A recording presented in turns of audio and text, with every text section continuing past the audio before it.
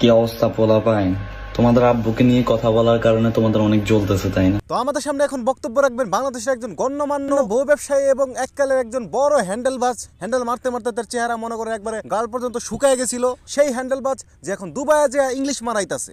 না, এটা খারাপ না, এটা ভালোই। I like it, I like it. ওরে ভাড়া, এত ইংলিশ করছে ভাড়া, দুবাই যে এত স্মার্ট হয়ে গেল ভাড়া যে আমাদের টিকটক আর গাবি ব্যবসায়ী এখন ইংলিশে কথা বলতেছে। I like it. So hello my brother, welcome back. আরে ভাই, কে তুমি? হে গেছে বুইলা মাত্র কিছুদিন ভিডিও দিনে তার ভিতরে তোমরা ভুইলা গেলা ভাই। তো বলো তো কেমন আছো তোমরা? বিগত অনেকদিন পর তোমাদের সাথে আরো একটা টপিক নিয়ে কথা হচ্ছে, যেটা হচ্ছে অমরন ফায়ার ভার্সেস অপু তপু ভাই গাবি ব্যবসায়ী। দেখো এই খানকির পোলারে নতুন কিছু বলার নাই, আগে থেকে মাদারচোদ ছিল, বর্তমানে মাদারচোদ আছে এবং এরপরও মাদারচোদ থাকবে। এর বর্তমান কন্ট্রোভার্সি করার জন্য যে মূল কারণটা আছে সেটা আমি তোমাদেরকে বলতেছি।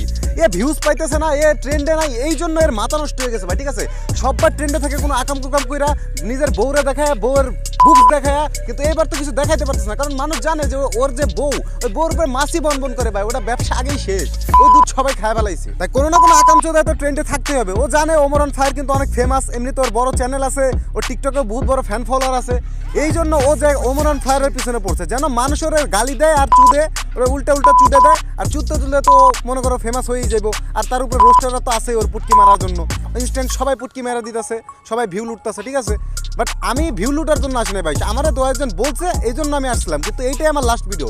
সবাই ওমরন ফায়ার আর কন্ট্রোভার্সি নিয়ে রেগুলার ভিডিও বানাইছে, বাট আমি এই পর্যন্ত একটাও ভিডিও বানাইনি। আমি শেষে আসছি এবং একটাই ভিডিও বানাবো যেটা তোমাদের লজিক্যাল বুঝাইতেছে। দেখো ট্রেন্ডে থাকার জন্য কিন্তু আগেও অনেক ধরনের অনেক মানুষই বকচুদি করেছে, যেমন তুমি দেখো মামুনকে, তারপর তুমি এলেক্স সবুজকে, রেগুলার এরা আলাদা আলাদা ধরনের কন্ট্রোভার্সি এবং অন্য অন্য জিনিস করতো। ঠিক আছে, এগুলো করে তারা সবসময় ট্রেন্ডে থাকতো ভাই। এটা তোমাদের মাথার লজিক্যাল কেন বুঝো না তোমরা? এইসব আকান্ত কঞ্চুদায় তো ওরা এত উপরে উঠছে, এখনো আছেন। তুই ব্র্যান্ড হইতে পারস তোর জায়গা থেকে, তোরে কিছু পোলাপাইন আব্বাও ডাকতে পারে, কিন্তু আমার কাছে তুই একটা বাল।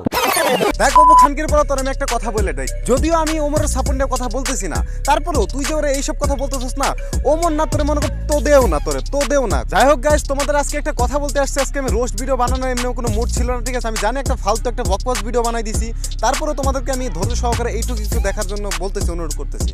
তো যাই হোক, আমার বাসায় কিন্তু এমনিতে একটু ঝামেলা চলতেছে, বাসাদের ভিতরে মনে হয় একটা ঘর হবে, এই জন্য সবাই আমার পাশের রুমে এসে শিফট করছে, যেখানে আমি ভিডিও বানাইতে পারতেছি না তোমাদের জন্য, অ্যাটলিস্ট ভালো করে ভিডিও বানাইতে পারতেছি না। এই যে আমি বাইরে আসছি একটা জায়গায়, মানে একবারে রোড সাইডে, ওই জায়গায় ভয়েস দিতেছি, আশেপাশে হয়তো অনেক মানুষরাও আছে, কি ভাবতেছে না ভাবতেছে তা আমার বাবার বিষয় না, বাট কাহিনী হচ্ছে এখানে আমি ভিডিও বানাইতে পারবো না, যতটুকু আমি ভয়েস দিচ্ছি অতটুকু এনাফ।